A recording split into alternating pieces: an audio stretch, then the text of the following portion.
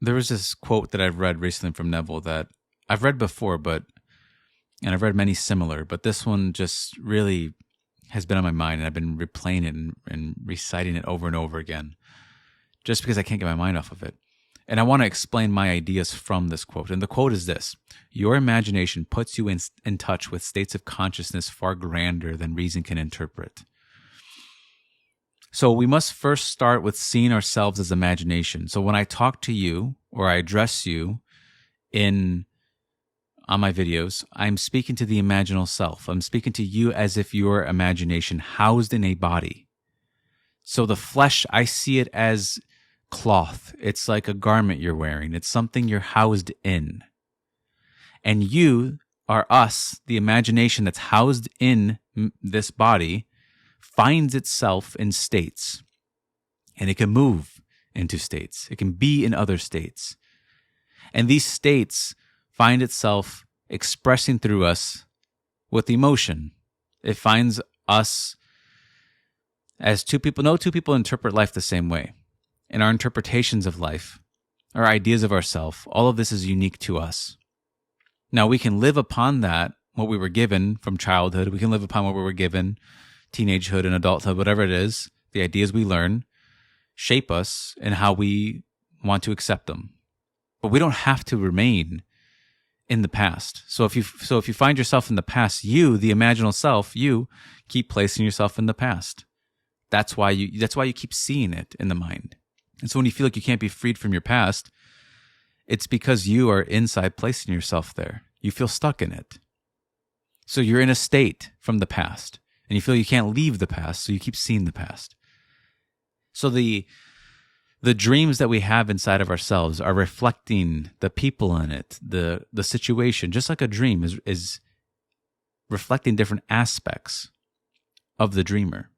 And so life is so our inner life is like a living mirror, and it mirrors back to us in a living way ourselves, the dreamer.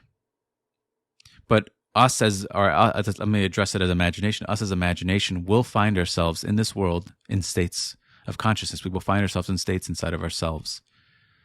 But the imagination can puts us in touch, as Neville said, with states of consciousness far grander than reason can interpret. So the first two things, when you imagine yourself in a new state of mind, Neville said it like it's like a new pair of shoes. You have to break them in for it to feel comfortable. But the first two things that doubt it are your senses and your reason. Those are the first two things that doubt your imaginal state that you want to accept. Whether it's reason or whichever one wins. I don't know. It could be you could doubt it instantly because you don't think you are capable. Because whatever it is about yourself. Or you can doubt it because you just don't think the circumstances allow such a thing to come into being. So you doubt what can come into being from yourself. And so you don't believe in it. So you listen to reason, you listen to your doubt, you listen to the questions that come up. And so you never really believe the state that you found yourself in. It feels like a dream. It feels like a fantasy. But you, the imaginal self, it's not really a fantasy. If you see from the perspective of the imaginal self, it's true. You're in a different state of mind. You're in a different dream. You can put it that way. But us being the dreamer, when we dream something new that feels uncomfortable, where you're actually getting respect, where you actually have the things you otherwise think you don't have, where you place yourself. In my last video, or the one that says, don't wait to change, someone wrote that they had a dream where they were waiting for the cashier to come to check them out, but nobody came, and they just kept waiting and waiting and waiting. They realized they dreamt up a dream of waiting. And so waiting is a dream. All this is a dream, really. And it's a dream. It's a large dream, and we dream within this dream. But the dreams we dream within this dream feel real to us, even though they are actually dreams. Once you see that, then you can switch over from dreaming nightmares all the time to dreaming beautiful daydreams, where you can immerse yourself in it, where you actually believe in them. And by belief, I mean that you experience them. Like right now, I don't doubt that I'm in front of a mic. I don't doubt it. I don't really have to really believe in it. And no one's forcing, no one's convincing me. Now I can persuade myself to add the tones of reality to the imaginal act to make me believe in it. But I also, for me, what I do is I just tone down and tune the reasoning down to a level that I can't really hear it anymore. I try not to listen to the doubts. I resist the urge to doubt. I resist the urge to reason, as I have an urge at times. I want to feel something that clearly my senses instantly, but I don't have a problem removing the senses. I've never had an issue with that. It's always the reason that gets me. The reason is what draws me right back into believing that the state that I just came in contact with within myself, I can't sustain it. I can't have it. I can't be it. So the reason is always what pulls me back. And that's the only power that's truly effective inside one's own self, is doubt, that can stop you from imagining yourself the way you would like to be. It's doubt. In imagination, it's doubt. Now, the world can people who just judge by the senses, of course they're not going to see what you imagined. Of course they're not going to believe in it. They're judging by senses. And so what we judge by, we're enslaved by. And they're judging by the senses, so they're going to come up to you and tell you that you're crazy for ever imagining something beyond the senses. Beyond your lashes, as I once read. That it's truly to me, a tragedy that somebody would not imagine beyond their senses. Because they have an imagination.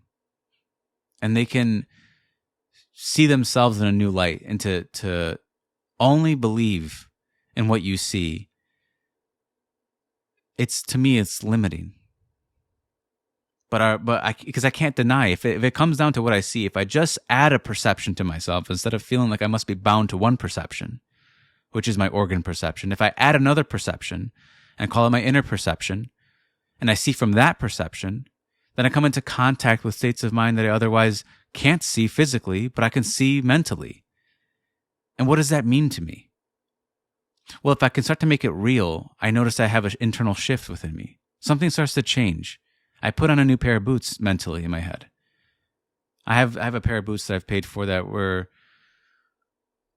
handmade, and they had a leather sole, and they were horrible when you first wore them. But now I put them on after 2 years of wearing them, and they're great. I love them. And the leather has shaped to my foot. And that's really what imagination is like. It's like a pot. It's like a clay. It's like a leather boot. It's all of this is just symbolizing what it can do, what it's like. And so the moral of this is to imagine oneself beyond your senses. Allow yourself the freedom to do it for once. You've been bound by them your whole life. You might as well try. You're not going to go crazy. You think you're going to go crazy, but you're not going to. You will see that those states of consciousness that you want to entertain and immerse yourself with will make you feel almost sane. It'll calm you down. It will feel more confident in yourself. You'll walk in that confidence. And as I once said, I have many plants in my room, but I don't check them every 10 minutes to see if they've grown. They would look the same to me over and over again. So I don't keep checking the outside. And then one day you walk into your room and you just notice that the cactus grew. You don't pay attention to it for a little while, and then next thing you know, it grew. Same is true with this reality. I'm not saying that don't pay attention. I'm saying don't let the anxiety of having to check upon it over and over again get to you. Know that it will work. And when you start to utilize your imagination, when you start to imagine and start to become successful with your imagination, with changing yourself, you can start to trust your imagination more. And then you will live upon that trust. And you won't put your God won't be in something outside of yourself. You won't value things beyond your own imagination, because you'll know that that's where things stem from. You'll see it as the maker of things, and you'll trust in it completely. And you'll see that the thing you've been looking for has been within you all along. You just thought it was outside. And so you seek that church and that place and that person, and you seeked all these things. You bowed to this and bowed to that to hopefully find it.